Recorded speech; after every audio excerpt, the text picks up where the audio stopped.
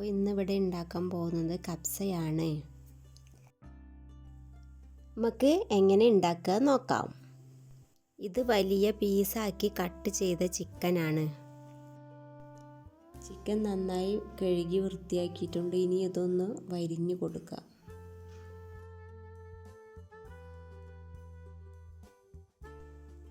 ആവശ്യത്തിനുള്ള കബ്സ റൈസ് വെള്ളത്തിലിട്ട് കുതിർത്തിയെടുക്കാം.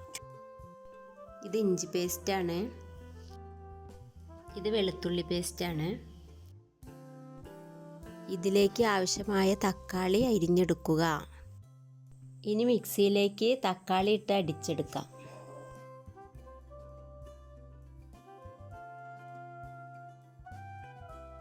അത്യാവശ്യം വലിപ്പമുള്ള ഒരു ചെമ്പ് അടുപ്പത്ത് വയ്ക്കുക.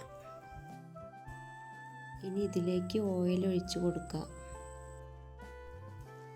ഇനി ഇതിലേക്ക് പട്ടയും ഗ്രാമ്പും ഇട്ട് കൊടുക്കുക. 2 ഏലക്കായ ഇട്ട് കൊടുക്കുക. 1 സ്പൂണ് കുരുമുളക് ഇട്ട് കൊടുക്കുക.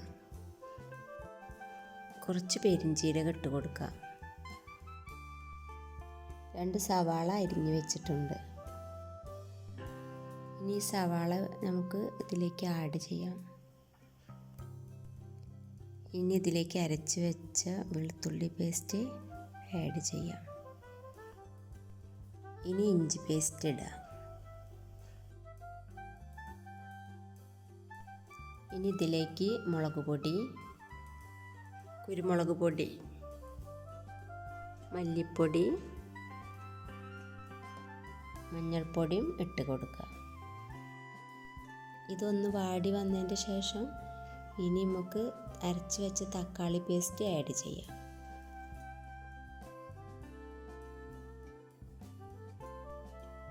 ഇനി ആവശ്യത്തിനുള്ള വെള്ളം ആഡ് ചെയ്യാം. ഇനി ഇതിലേക്ക് ലെമൺ ജ്യൂസ് പിഴിഞ്ഞു കൊടുക്കുക. ഇനി 1 ടീസ്പൂൺ നെയ്യ് ആഡ് ചെയ്യാം. ഇനി ചിക്കൻ വേവിച്ചെടുക്കുക.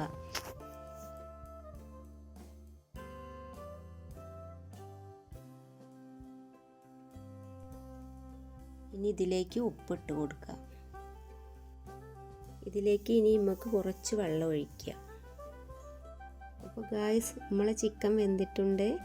നമുക്ക് വേറെ പാത്രത്തിലേക്ക് മാറ്റാം. ഇതിലേക്ക് മുളകും പൊടി, ഉപ്പ്, കുരുമുളകും പൊടിയും ചേർത്ത് കൊടുക്കുക.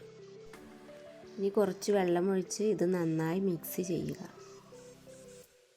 ചിക്കൻ്റെ എല്ലാ ഭാഗത്തും മസാല എത്തുന്ന രീതിയിൽ തേച്ച് പിടിപ്പിക്കുക.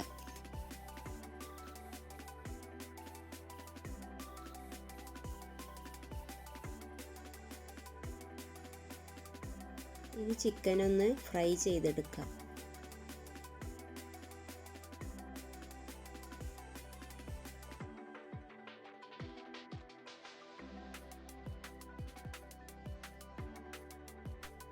ഇനി ചിക്കൻ ഒന്ന് മറിച്ചിട്ട് കൊടുക്കുക.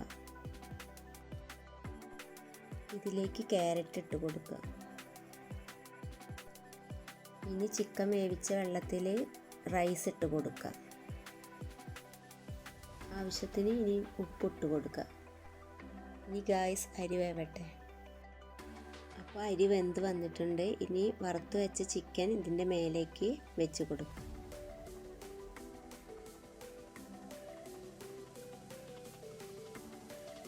തക്കാളി വെച്ചിട്ടൊരു ചമ്മന്തി ഉണ്ടാക്കിയിട്ടുണ്ട്. ഇനി നമുക്ക് വേറെ പാത്രത്തിലേക്ക് സെർവ് ചെയ്യാം.